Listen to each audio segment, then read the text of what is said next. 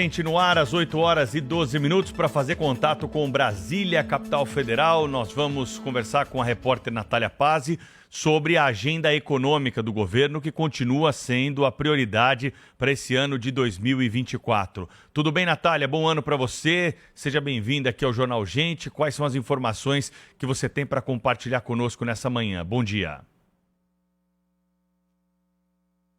Oi, Pedro, muito bom dia, um feliz 2024 para vocês e para todo mundo que está nos acompanhando aqui no Jornal Gente. Vale lembrar que nesse finalzinho de 2023 tivemos 2 semanas bem movimentadas, intensas de votações no Congresso Nacional antes do recesso parlamentar e agora os senadores e deputados eles voltam aos trabalhos apenas no mês que vem, em fevereiro de 2024. E essa agenda do Congresso Nacional, ela está justamente pautada na pauta econômica, do mesmo jeito que a gente acompanhou nesses últimos meses de 2023, com toda essa articulação por parte do ministro da Fazenda, Fernando Haddad. A pauta prioritária, Pedro, para o primeiro semestre é reforma tributária ainda. Por quê? Porque apesar da aprovação e da promulgação, o caminho ainda é longo. O governo federal tem agora 180 dias para terminar de enviar os projetos de lei que vão regulamentar, então, esta reforma tributária que foi promulgada no final de 2023. São cerca de 4 a 6 projetos de lei que vão ser enviados pelo Executivo ao Congresso Nacional, trazendo essa regulamentação e, principalmente, fixando as alíquotas em relação a esses tributos que mudam agora a partir da promulgação desta reforma tributária, que tramitou por mais de 30 anos no Congresso Nacional e saiu, de fato, da gaveta no ano passado, com a Câmara e o Senado aprovando esse texto. Uma outra pauta que também está no radar, entrou no radar nesse finalzinho do ano, é a desoneração da folha de pagamentos, porque a gente teve a edição na semana passada daquela medida provisória por parte do Fernando Haddad, por parte do Ministério da Fazenda, propondo uma reoneração parcial da folha. Essa MP ela já foi publicada, mas os efeitos dela começam a valer a partir de abril deste ano. Então, até lá, serão meses de articulação, de negociação entre o Congresso e também o governo federal, essa discussão, porque o Congresso reagiu negativamente a esse texto e também ao jeito que foi publicado, né? Eles estão cobrando que não deveria ser uma medida provisória, já que tem efeito de lei e começa a valer imediatamente, mesmo com os efeitos tendo aí essa vigência a partir de abril.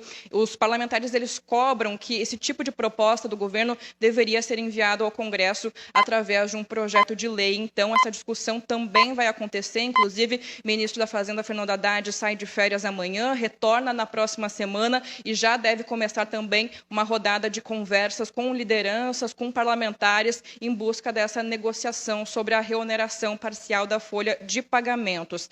Temos também, Pedro, a reforma do imposto de renda, que entra no radar do governo e do Congresso nesse ano, porque é uma promessa que foi feita ainda na campanha por Lula, e o ministro da Fazenda, Fernando Haddad, ele deve nas próximas semanas, nos próximos meses, nessa articulação junto ao Congresso, avançar com essa ideia de uma tributação maior para os salários elevados e também aí esse aumento da faixa de isenção, tudo isso que foi prometido ainda durante a campanha eleitoral em 2022. Entra no radar também, Pedro, um projeto que até chegou a ser discutido no ano passado, que é o da regulamentação dos aplicativos. É uma outra promessa de campanha que foi feita também por Lula, que está prevendo aí regras mais claras e maior proteção social aos motoristas e entregadores de aplicativos. Essa discussão até caminhou um pouco no ano passado, mas acabou não sendo concluída. Devemos ter novidades neste ano de 2024.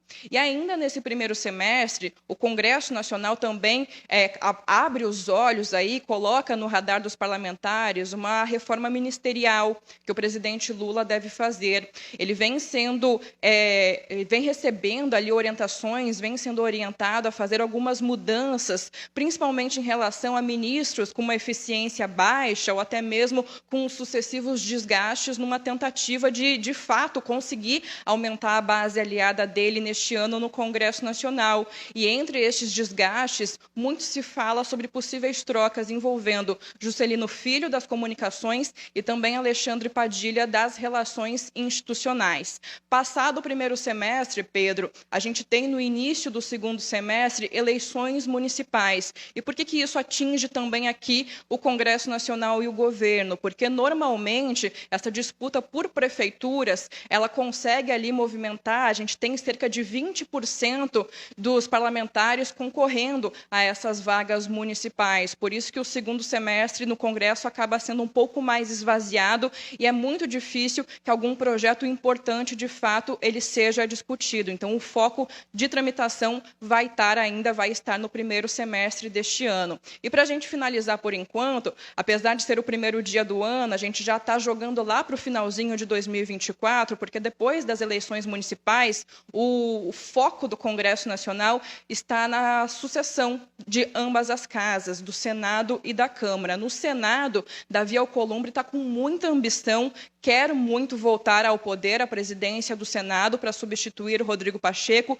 vem fazendo essa articulação nos últimos meses, inclusive criando ali laços, uma relação com o Executivo, com o presidente Lula, conseguiu fazer na Comissão de Constituição e Justiça as sabatinas dos indicados à PGR e ao STF com muita celeridade, justamente para ter esse apoio também do Executivo. E no lado da Câmara, o Arthur Lira não quer largar mão, ele quer continuar com o poder da presidência da Câmara, mesmo que não seja com ele sentado na cadeira, mas indicando um aliado. O favorito até o momento é o deputado Elmar Nascimento. Eu volto com vocês.